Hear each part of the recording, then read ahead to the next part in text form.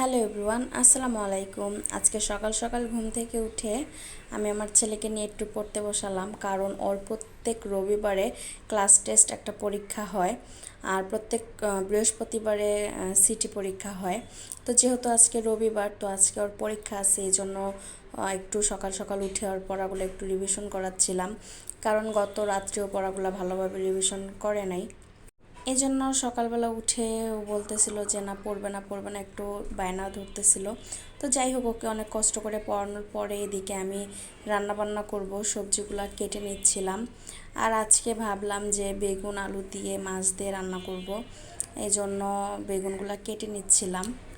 তো যাই হোক, বেগুন কাটতে কাটতে আমি আমার ছেলের সাথে বলতেছিলাম যে তুমি ভালোভাবে পড়াগুলো রিভিশন করে ফেলো।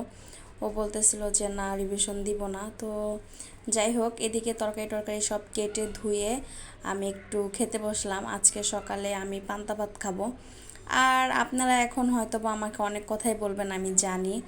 আমি কিন্তু আসলে ভিডিও করার জন্য এক্সট্রা কোনো কিছুই করি না।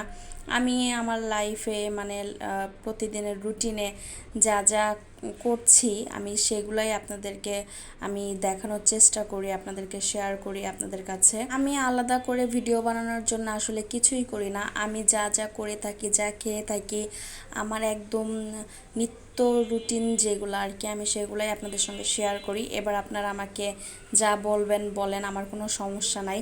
আপনাদের সঙ্গে শেয়ার করতে আমার অনেক ভালো লাগে। আপনাদের কমেন্ট, আপনাদের ভালোবাসা আমাকে অনেক বেশি আর উৎসাহ করে দেয়। তো যাই হোক, পান্তা ভাতটা কিন্তু অনেক মজা ছিল। কালকে রাতে আমি ভাত খাই নাই, আর এজন্য সকালবেলা উঠে আজকে অনেক ক্ষুধা লেগে গিয়েছিল।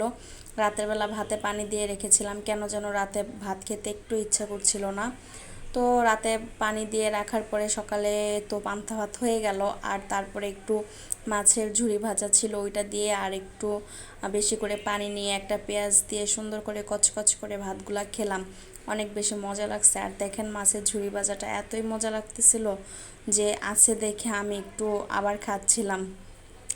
তো যাই হোক গাইস, আজকের ভিডিওটা এই পর্যন্তই। আপনারা প্লিজ কেউ কিছু মনে করেন না। সবাই ভালো থাকবেন, সুস্থ থাকবেন। আল্লাহ হাফেজ।